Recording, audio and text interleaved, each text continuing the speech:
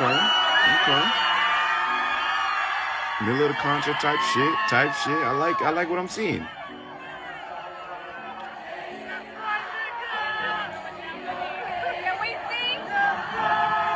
Now I know what you thinking. How romantic, huh? On today's episode of What the Fuck is Going On the internet. Now to the untrained eye, you just think, oh man, what a romantic gesture. He's proposing to her in the middle of a Tyler, the Creator concert. She's gonna remember this for the rest of her life. If that's what you're thinking, no worries. I was thinking the exact same, but we're both wrong. The internet is calling this nigga the Black Tinder Swindler. And here's why. Hey yo, I'm here to tell you, if you saw that viral video of that light-skinned nigga with them fake-ass dreads proposing to his lady at the Tyler, the Creator concert in Atlanta, yeah, that nigga's still married. He been married for years. If anybody know that lady that he's proposing to, let her know to run. This nigga is a scammer, is a thief, this nigga is a lie. You know how I know? I used to be friends with this nigga. I found out who he really was when we stopped being friends. And that's just Exhibit A. Exhibit B. I know the man in this video, and when I met him, he told me his name was Caleb. What? 2.5 years later, I find out that he has at least 6 kids by many different women, and I ended up being number 7. And if this wasn't enough, Exhibit C.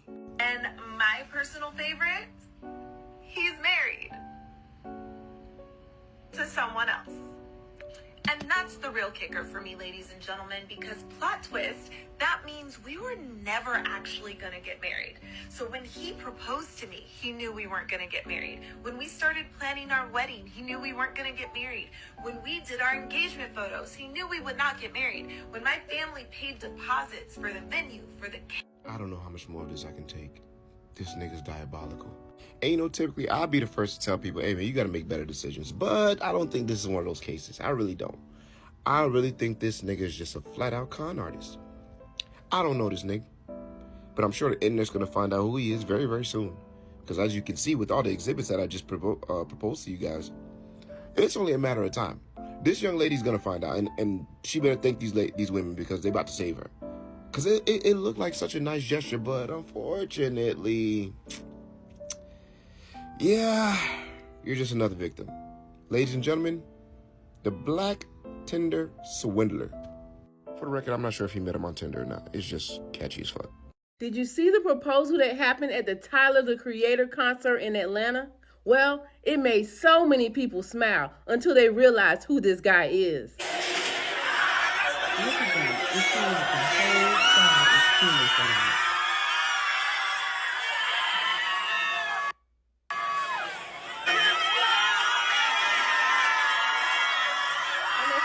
So special. This is the most beautiful thing. What a beautiful couple, right? Well, not everybody thinks so. In fact, multiple women came out of the woodwork with a warning for this young lady that she needs to get away from him fast. Yeah, that nigga's still married. He been married for years. If anybody know that lady that he's proposing to, let her know to run. This nigga is a scammer, is a thief, this nigga is a lie. You know how I know? I used to be friends with this nigga. If you know that lady in Atlanta, Georgia, tell her to run. This nigga, this is what he does. He is literally the Black Tinder Swindler. If I told you that I started out the beginning of this year engaged to who I thought was the love of my life, only to find out that he just announced that he's expecting a baby with the bitch that he cheated on me with. Yay! I know the man in this video, and when I met him, he told me his name was Caleb. 2.5 years later, I find out that he has at least 6 kids by many different women, and I ended up being number 7. They're calling him the Black Tinder Swindler, and they're saying he's not looking for love. He's looking for a target. So ladies, beware. What do you think about this story? Leave a comment to let me know. I'm Tierica with the T. Follow for more. Please, I don't have any time for any gossip now. Eh? Yes. Look at you.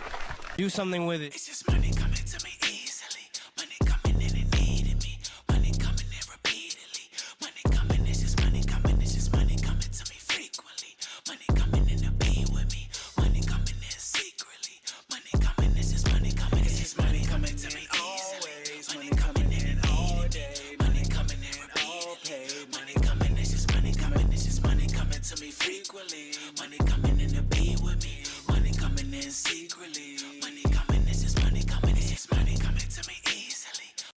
So we have found the other fiancés. I don't want to take any more of you guys' time. This story is crazy. Welcome back to All Things Jenny. I'm Jenny. Let's get into it. It's a long story.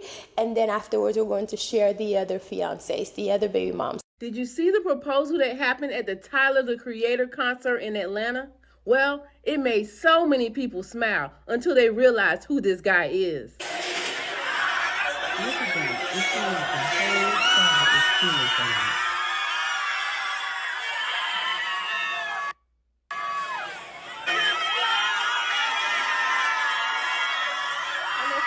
So special. This is the most beautiful thing.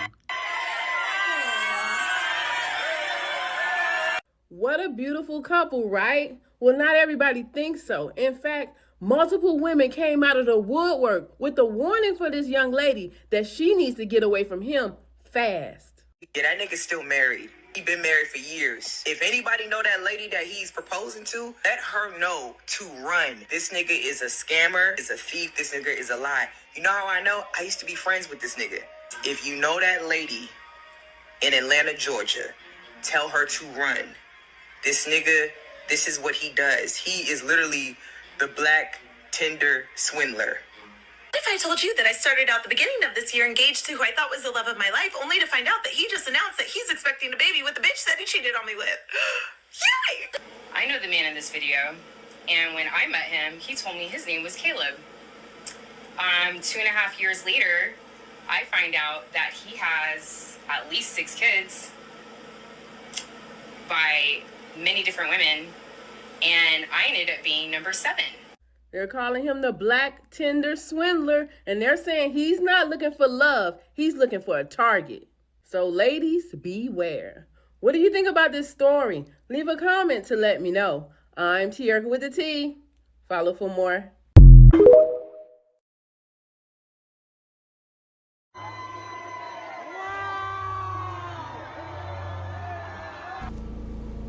I know the man in this video, and when I met him, he told me his name was Caleb. 2.5 years later, I find out that he has at least 6 kids by many different women, and I ended up being number 7. So I will be putting together a series of videos of my experience with him and how I took my power back.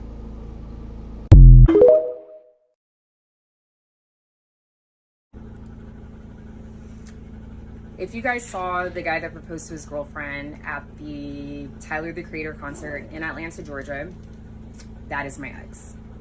So this is the engagement swindler, how I ran for my life and took back my power. I met him December 7th of 2020 during COVID on this dating app called We Plus. I'm curvy, so I was like, well, if I go on this app, like, I for sure should meet someone that likes curvy women.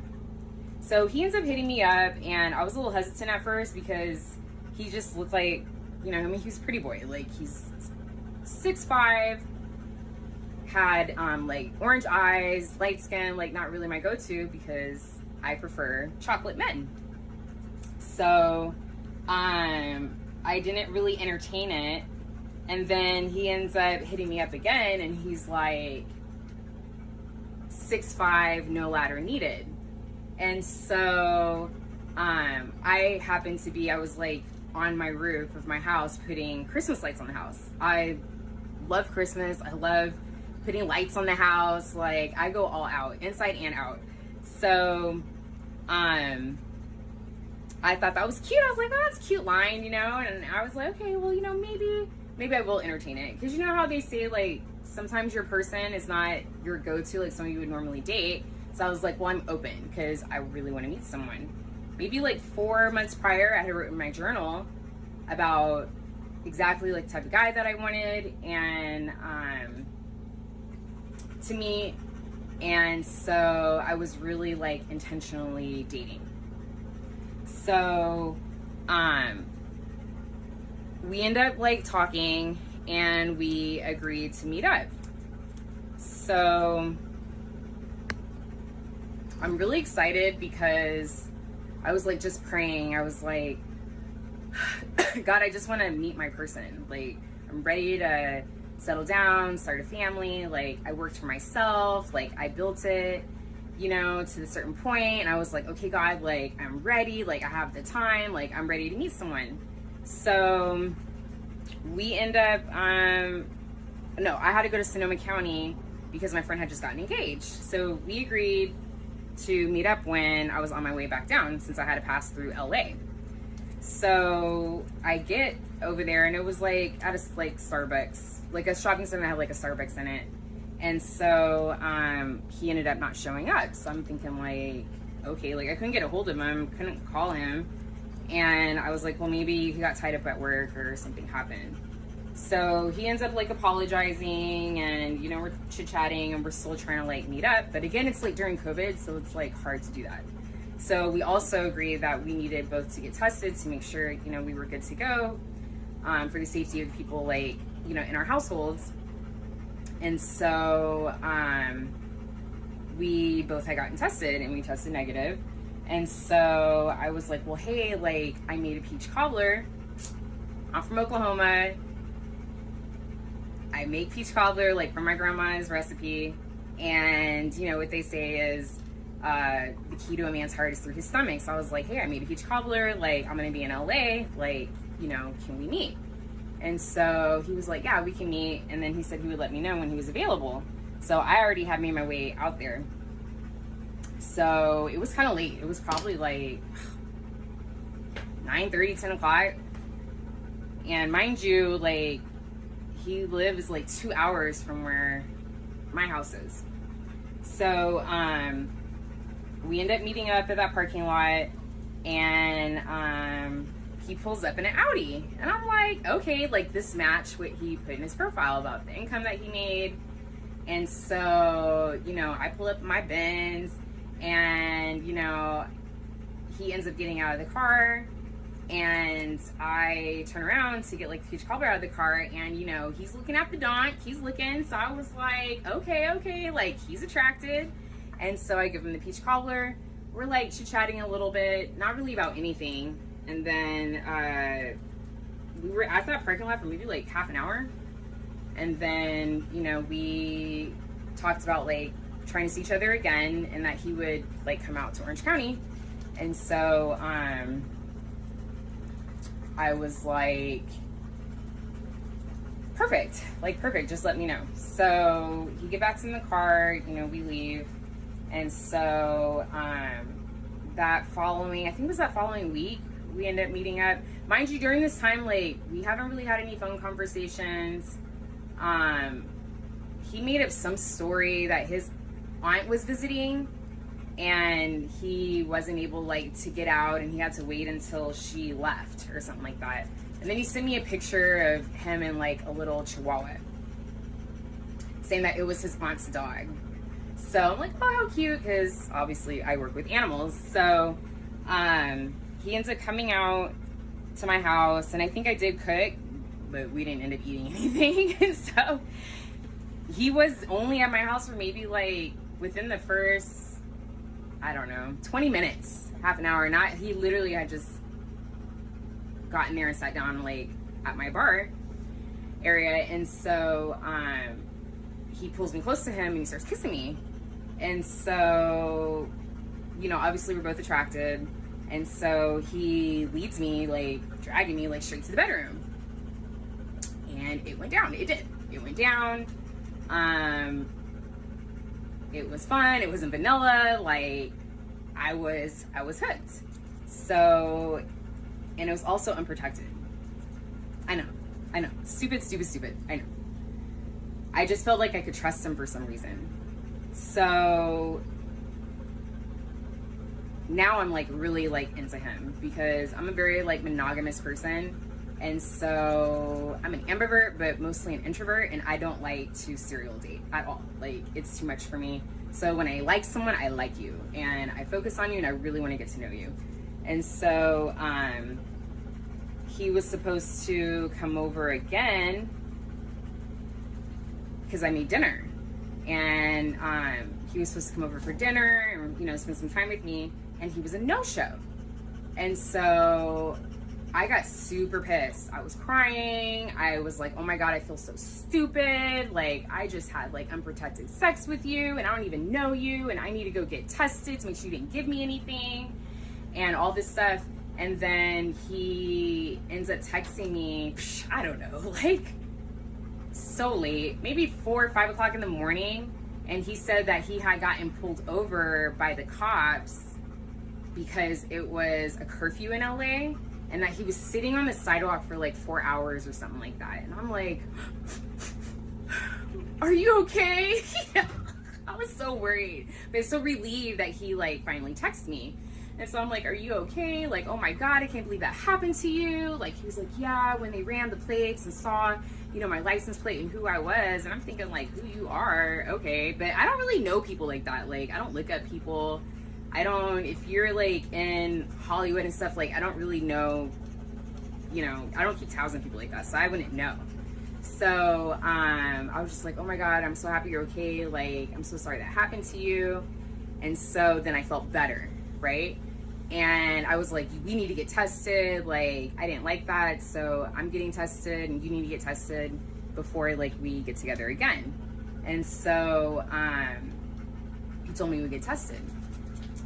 So he, on his profile, it said that his name was Caleb. It said that his name was Caleb. The dog is moving the table up and down. Okay, baby, down, down. Good job. So it said that his name was Caleb, and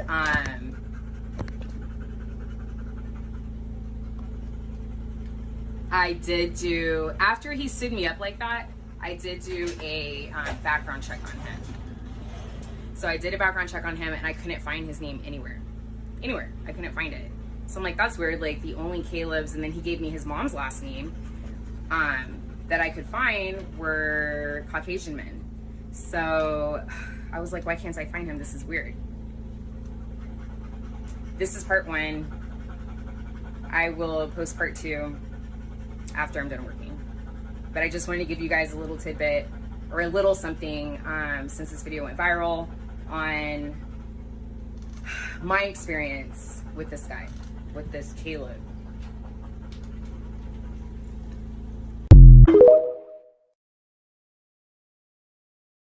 Okay, I'm still working, almost done. Okay, so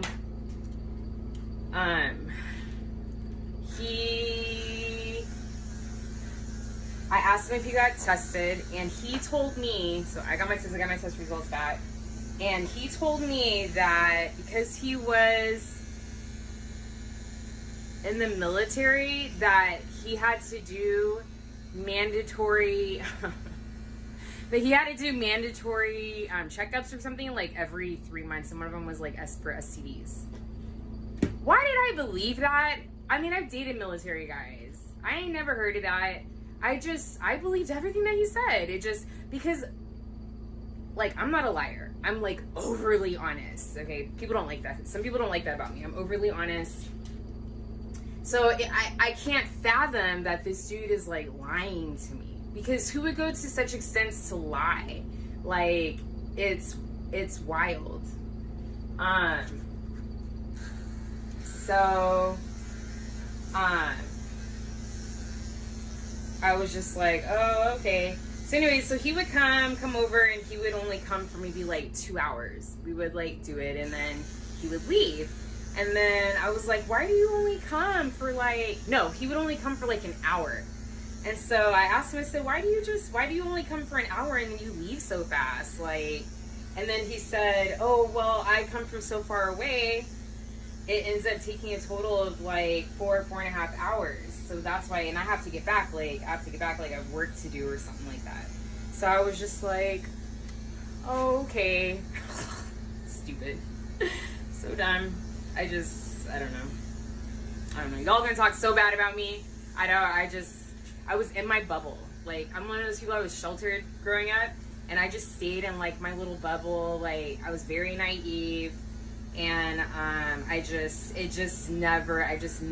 never crossed my mind that he was just lying to me. It just didn't.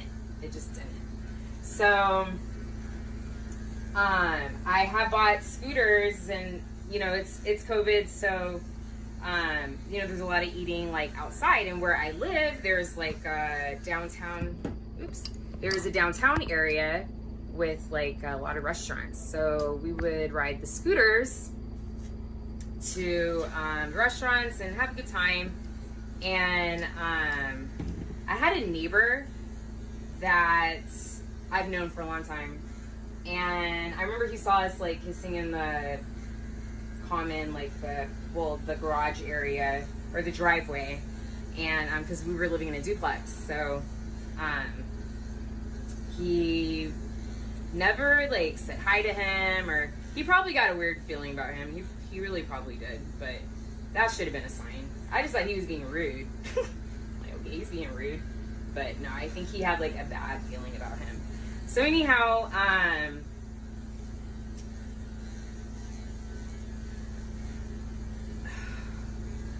okay, so you guys, I'm sorry, it's like the story is so much. So my birthday. So I'm a Capricorn. My birthday's in January. Capricorn, right? So I was 34, about to turn 35. And I invited him to Big Bear. And I was like, you know, I want to go to Big Bear for my birthday, because I usually always go somewhere for my birthday. And it's COVID, so I mean, I have to do something local. So I was like, you know, would you want to go with me? And he was like, yeah, I would love to go to Big Bear with you. And I'm like, oh, awesome. Like, I'll book it. I'll book the Airbnb. We're boycotting Airbnb right now, but at the time, right? So anywho, time is coming for him to, for us to go on the trip. And I told him, I said, you know, if you want me to, like, I can come pick you up and we can head to Big Bear like that way, because I had a truck and I was going to take my truck up there because of the snow. So, I had like a Tundra. Well, yeah, I had a Tundra. So anywho, so he was like, okay, yeah, sure. But then literally the morning of, he changed it up and said, it's okay, you don't have to come here. I'm going to come to you. I was like, okay, well, I mean, that works, and we can leave. Because I think Orange County is closer than where they were at in the valley. Anywho. So I was just like, okay. But then that spidey sense, like, he don't want me going over to his house. But then it's also COVID.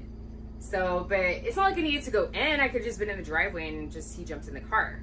But I did have that, like, right? Like, that's, like, it's almost like he didn't want me to come over at all.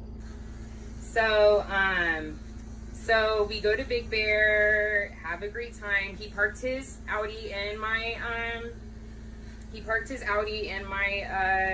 driveway, and we head to Big Bear for the weekend.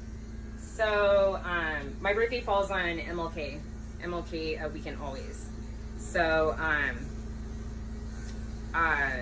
we're up there having a great time and watching like anime, because he's like super major into anime, and I'm also a little bit of a fan of anime. Like, was into like Dragon Ball Z and Sailor Moon. I used to draw it. So you know, he wanted to introduce me to this show that he watched called Bleach. So we mainly kind of just watched anime and, you know, had some fun, and you know, just ate and just kind of locally. So nothing was really weird about that weekend, but except for we went hiking. We went on like a little hike, and he does these different voices that crack me up. He could do like Elmo, like actually for my son's birthday I had him dress up as Elmo, and he did the Elmo voice. And so he has like all these different characters that he could do, and the mess would just crack me up. I love to laugh. Like, I love that he was like goofy and silly. So he would get free stuff, especially when he used his British accent. He would give, I was amazed. I was like, oh my God, like, how do you just get free things? Like, people just give you stuff for free. And so we were kind of hiking, and then he asked me this question. He goes, so like, you know, if you had to do, like, go down the red carpet, like, would you be comfortable doing that? And I was like, I mean, yeah, I mean, I guess so, you know? He was like, okay, well, you know, I have a red carpet event coming up, and, you know, so I just wanted to know if that's something that you'd be interested in. And I was like, yeah, for sure. Like, that's exciting. Ooh, like a red carpet event in Hollywood, like, okay. And so we left from there and went back up to the cabin. And so he's sitting on the bed, and I'm looking at him like he had a wife beater on. So I'm looking at him, and I'm looking at his arms.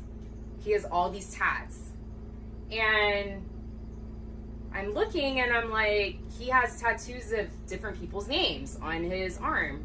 And I was like, who is this?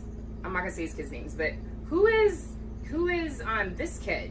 Or who is this name? Like, who is this belong to? Because I have baby footprints. And he was like, oh, I thought I told you. I'm like, no. And he was like, yeah, that's my oldest son. And I'm like, you told me you only had one kid, a daughter. And he was like, oh no, I thought I told you. I said, no, you didn't tell me. He's like, oh, I thought I did. Looking some more. There's another name on his arm with the birth date. And I was like, well, who is this one? A girl's name. And it wasn't the daughter that he had told me about. And he goes, oh, I thought she was my daughter, but when I was away when I got deployed to Afghanistan and I was away, I found out that she cheated on me and that she really wasn't my daughter. And I was like, oh my God. Because I'm thinking, like, why would he deny his kids? Because he has their names, like, tattooed on his body. Like, he tattoos his kids' names on his body. So why, with the birth date and everything. So why would I think that he would, like, make up a story, right, about this kid who's half Mexican, half black, right? He's mixed with a bunch of stuff, but she's basically half Mexican, half black. Why would I think he was lying about that? This is part 3. We will continue to part 4. No, this is part 2. We will continue to part 3. Kids' names are tattooed on his body. So the one that he said wasn't his daughter because he found out that she cheated on him. I said, well, how did you know that? He said, oh, well, one day me and my brother were driving around and we saw her and the little girl didn't look like me. And I was like, oh, okay. I mean, I don't know. Like, who would lie about that? I didn't know. And then I asked him about his oldest son. I was like, oh, like, do you see your oldest son? Like, and he was like, no, I haven't seen him in a long time since he was like a toddler. And he goes, yeah, the mom, she's a part of a Jehovah's Witness cult and they're protected by the state.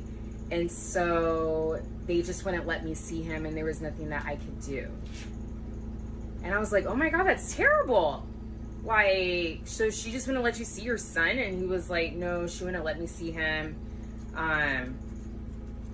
You know, and there was just like nothing I could do. But I am gonna talk to him when he's like 18. Like, I'm gonna talk to him and I'm gonna tell him like what happened. And you know, because I was concerned. I was like, are you gonna try to like, do you reach out? Like, are you gonna try to you know, rekindle a relationship? Like, you know, now that he's older? And he was like, you know, yeah, when he's 18. So I was like, oh God, like, that's terrible. I think it's terrible that someone that wants to be involved in their child's life and they're not allowed to be. Like, I don't agree with that. So so he said that, yeah, he had lived in Georgia for a little bit. And when him and his girlfriend told me that she was his girlfriend, or his son's mom, all these things that I'm telling you guys, this is all gonna come back around. Like, these little stupid details are actually very important. So he was like, oh, you know, she wouldn't let me see him, so I just left. Like, we didn't get along, and the family didn't want me there, and they lived in a compound. He told me that they lived in a compound. He was like, yeah, they live in a compound because her uncle is rich or whatever, and they live in this, whole family lives in a compound. And so once her and I didn't get along and I left, like, they didn't want me to be involved. They didn't want me around. So I was just like, okay. And that's what he told me about his kids. So we're done at Big Bear. We drive back down to my house. I think it's only like maybe it's a 2-hour drive. I don't remember. Maybe an hour and a half, 2-hour drive from Big Bear. And so we say goodbye. He gets back in the car and he's sitting in the driveway for a little bit. And mind you, this is during the George Floyd stuff, okay? I had so much anxiety. I don't know if anyone else can relate, but I had a ton of anxiety. Like, I was scared to leave my house sometimes. And I live in a predominantly Caucasian area, especially the neighborhood that I was in. So I would get scared sometimes that I would come out and I would see the N-word written like on like one of my like units. And so I remember wanting to feel safe. And I like the fact that he used to be a Marine and he's tall and he had, you know, arms. Not a super muscular person, but he worked on his arms. And I just felt like safe. And so the neighbor that I had at the time, not the one that I shared the duplex with, but the one across the street, would write like a lot of racial slurs, say such and such, such and such, such and such. If you don't like it here, like go back to where you came from. And all of, I mean, he would have different things almost every week on this sign that he put, oh my God, outside of his house. So I had to move one of my units from across the street and I busted a U like in front of his house. Legally, like, so I park it and all of a sudden this man comes from across the street yelling at me. He's like probably 80. And he's like, I called the cops on you. I called the cops on you because of your turn. I'm like, what? I'm like, why would you call the cops on me because you didn't like the way that I turned? And then I just like lost it. And I was yelling at him and I was like, you better stay the bleep away from me. All you want to see, why would you call the cops on me for something stupid like that? Like, you just want to see me get shot. Like, and all these people are driving by staring at me. But I was just like so tense, you know, like so scared during that time. He was in the car, so he didn't see any of it. And, you know, I went in the house, I was like crying, it was like a whole thing. So we continue to see each other. God, this is January. And let me fast forward to when he had to go to Colorado. So he had to go to Colorado because he said, oh, no. So he tells me that, he finally tells me that he had a roommate. Because I told him, I said, I kind of feel like you're living with a woman or something. Like, are you living with a woman? Like, I just get that feeling. And he was like, no, I mean, I have roommates, but I'm trying to move out. And I said, oh, okay. And so he said, yeah, I'm trying to move out. And I did find a place. And so I'm going to go, it's not going to be ready. So I'm going to go to Colorado for a month. He said he was going to go to Colorado for a month during his birthday month, which is, he's an Aquarius. So nothing against Aquarius. Is like, this is the first crazy experience I've had with an Aquarius. But he was just like, yeah, I'm going to go up there for a month. And I'm thinking like, oh my God, I can't be without him for a month. Like, I'm falling for him, right? Like, that's too long. So he said he'd be back and then he would move into his new spot. And he's moving out from the valley and going to be like almost like close to downtown LA. So I was just like, okay, like, I'm going to miss you. And so I secretly planned to fly out there because he was going to be there during Valentine's weekend. And so I like wrote all these cute little letters, and he's supposed to open up one every other day or something. I don't know. I was being very romantic. So, and one of the letters he would open up, it would be like, surprise, I'm coming out there to visit you. And so he ends up leaving like February the 1st, I think, which is like 4 days before his birthday. And so he ends up leaving February 1st on a plane to go stay with his mom in Colorado. And then, because that's where he's from. So he's like from Colorado, but also from LA. His family's lived both places. So he grew up like kind of half and half. So he's gonna go to Colorado and stay up there. So he left February 1st. He calls me like February the 2nd. And he was like, do you have time to talk? And I'm like, I always have time to talk. You know, he was like, well, call me after you're done working. And I said, okay, no problem. So I call him after I'm done working, and he's like bothered, breathing hard, like acting like he's nervous. And I'm like, what's wrong? Like, what's wrong? And he was like, I'm so scared if I tell you this, you're not gonna talk to me anymore. And I'm like, no, it's fine. Like, I'm a very understanding, open-minded person. Like, whatever you have to tell me, it can't be that bad. Like, you know, just tell me. Mind you, when I was dating him, and in the beginning, I had asked him if he had a social media account, and he told me he's never had a social media account. He's like, no, I don't do social media. But then I should have thought, well, that doesn't make sense, because if you're like an actor or something, like, wouldn't you have a social media account? So I was just like, oh, okay. But again, I did background checks on him again, and nothing popped up. So, I mean, what would I think? And mind you, I still think his name is Caleb. And this is now going into the 8th week of us talking. So, on to the next part.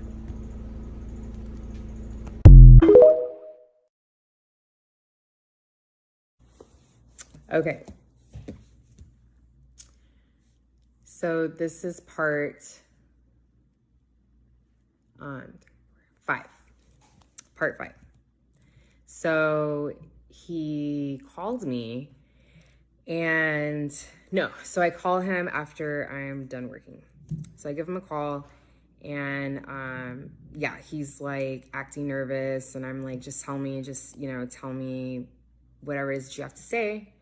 And then he goes, okay, so my name is not Caleb.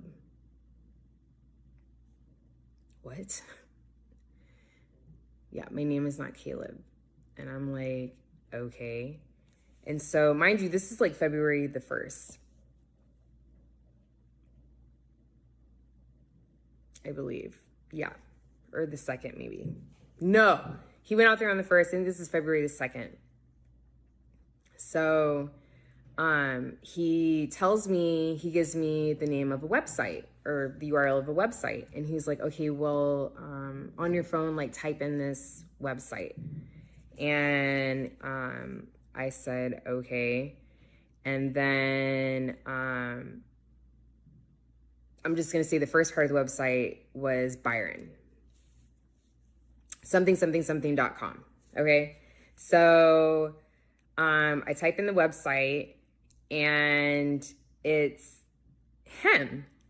And he has like this profile picture with his like hat, and he goes, it's basically like a biography of him, a bio of himself. And so it said that he was a veteran. And I can't remember, but I don't think I knew that he was a veteran. So, it said that I did know. I did know that he was a veteran, that he was a Marine before. I did know that part. So anyway, so it said that he was a veteran, and that he was an actor, and I don't know, like whatever it is that he put on the bio. So I go, okay, so your name is Byron, not Caleb? And he goes, right, yeah, my name is Byron. why would you lie about that? Why would you lie about your name? So he goes, well, I was in a high profile relationship with a celebrity's daughter, and we had broken up, and we've been broken up for a year. Because I asked him, I said, how long have you guys been broken up? And he said a year. And I'm like, okay, I'm confused, but you guys, I mean, so I'm assuming that's who your roommates were. And he was like, yeah, we were living in her parents' back house. So you guys broken up for a year, but you're still living there. He was like, yeah, because of COVID, so I had to move in. And then something happened like with her dad. He had a stroke, and then we definitely couldn't tell the family that we weren't engaged anymore. And it was just a lot. And so I was just like, he was like, yeah, so I just had to like, you know, he basically told me that he just had to be careful, and that's why he had to give me a fake name. And in my head, I was like processing it, but then I'm like talking myself, like trying to rationalize it. Like, I mean, I guess that makes sense. Yeah, I guess that makes sense. I mean, yeah, I can understand that. Like, I can understand why you had to give me a fake name, because you're in a high profile relationship with a celebrity's daughter, and you guys had to be careful because of the media and blowback or whatever. I literally, whatever, it didn't matter what he was going to tell me, as you guys can see. Like, I was determined, because I didn't need him. No, like, I'm an independent, you know, woman. I'm doing my thing. Like, I didn't need him, but I wanted him. And because I wanted him, and I was like, I'm the type of person, like, I'm a tenacious person. Like, when I see something that I want, like, I go after it. And I'm like a pit bull, and I don't let go. I'm like, no, this is what I want, and I'm going to figure out how to get it. And so, I mean, I guess that's a part of the entrepreneurial spirit that I have. Like, that's just me. I've always been like that. So it didn't matter what he told me, because he told me what I needed to hear to like rationalize it and make it okay. So, but the problem was that I already told my mom about him. And now I'm going to have to explain to my mom, because I was so excited about him. I'm like, this is the one, like, oh my God, like, it's like I've known him forever. Like, he's my person. Like, I know this is serious. Like, so I already told her. And so now I got to explain why his name is no longer Caleb. Now I got to explain that. And here are some photos. Oh my God. Here's some photos. And then on to the next. I don't know how you guys do this on TikTok, because it is very time consuming. These videos take so long to upload. So I'm hoping that I can get through this without the videos being super duper long, as I know the max is like 10 minutes. But let me just go ahead and give you guys like my proof, what do they call it? The receipts, my receipts of everything. And then we're going to talk about the fiance that he had. And so we're going to talk about what I was going through, and in the back end, what was actually happening. Because, I mean, he didn't have roommates. He had a fiance that he was living with. And the roommates are her parents, like her family. Like, what? This is nuts. And you can't make this stuff up. Like when it's like when people tell you these crazy stories, it's hard to believe, because it's just that crazy. Like, who would make this stuff up? It's like a Tyler Perry movie. Like, who would make this stuff up? It's like almost unbelievable.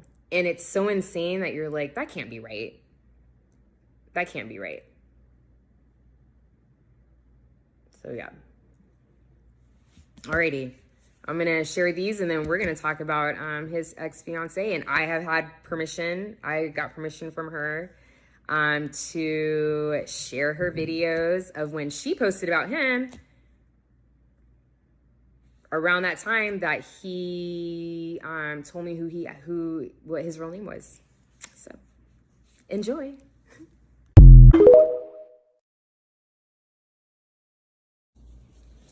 Okay, so the fiance. So first of all, before I add in her videos that I downloaded back when I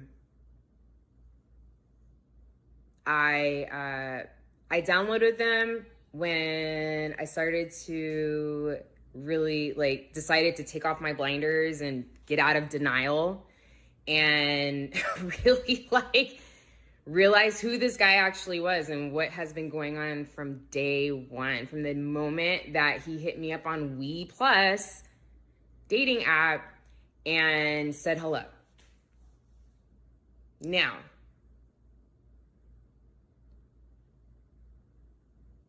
my family, let's say my mom and me and my sisters, are nosy.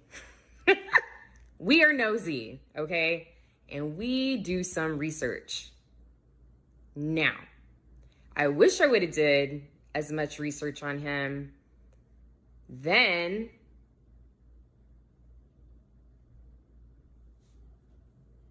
when, you know, because I think I definitely did a background check when he told me his real name. When he told me his real name, background check.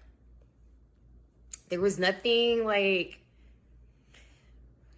the site that I use. There's so many different sites, but the site that I had used at that time didn't really tell me much. So I did do a background check on him because I'm like, what? Let me look this up, right? So look him up, and it didn't really tell me anything that made me like. It didn't make me become like concerned, I guess. I don't know. Obviously there's all these red flags. Like you guys are seeing them. You guys are seeing all of these red flags that happened in the very, very, very beginning that I completely ignored. Nothing told me like, oh, this is a red flag. Nothing like told me that. And I know you're looking and you're like, how can you not see these? I literally like didn't, because I didn't want to see it. And so my red flags was like, if I did a background check on him and if he actually like had a criminal record or, marriage certificates, all that stuff, like that would have, for me, would have been my like red flags, but none of that popped up in the background search that I did on him. So, but my mama does her research. And because he already told me his version of the story when it came to his fiance, which I'm about to share, I didn't want to see anything. My mom wanted to show me, and I did not want to see it. I told her, no, Mom, he already told me about that. The thing about B is that he will give you 5% of truth and the other 95% is complete BS. Complete.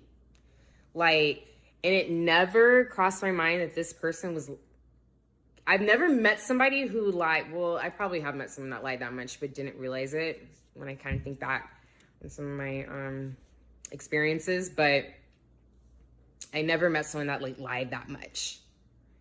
And it's like, but if you're engaged, like, why would you lie about that? Why would you lie about being engaged? So no, I didn't think that he was lying to me about the fiance. And no, I legit believed him. Oh yeah, they've been broken up for a year. And he told me that she was crazy. And that,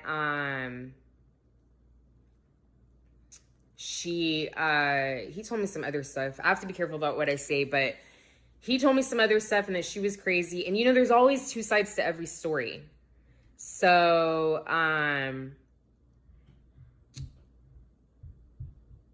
he said that she was bipolar also. But I really should have really sat and thought on that about, I mean, okay, someone may have like a bipolar disorder. She does not. She does not. But someone may have a bipolar disorder, but it doesn't mean that the things that happen to them, their experiences, is a lie or that they're crazy. Like, I just, when he said that and he told me something that was, I was like, oh my God, like she did what? And so it did make it sound like she was crazy. And so I believed him. And then, of course, I get the backstory on that particular situation. I can share some of that, and I'll do that a little later. But I had a background on that situation. And so then when I had the whole story, I'm like, oh, because he left all that out. He left all that out. So we will talk about that. But, okay, I'm about to show you her videos that she put out. And again, she's a comedian, so it's funny. It's funny, haha, but it's also like sad, extremely sad, but she makes jokes out of all of it. So,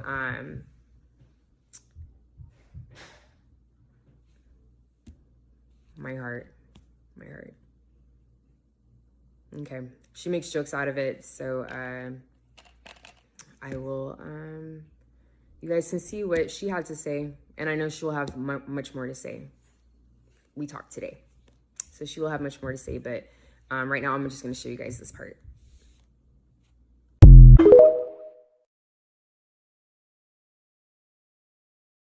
That's it. I quit. Dating sucks, hate it here, blah, blah, blah.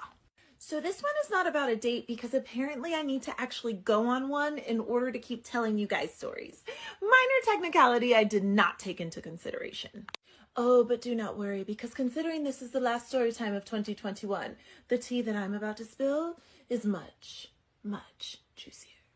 Don't believe me?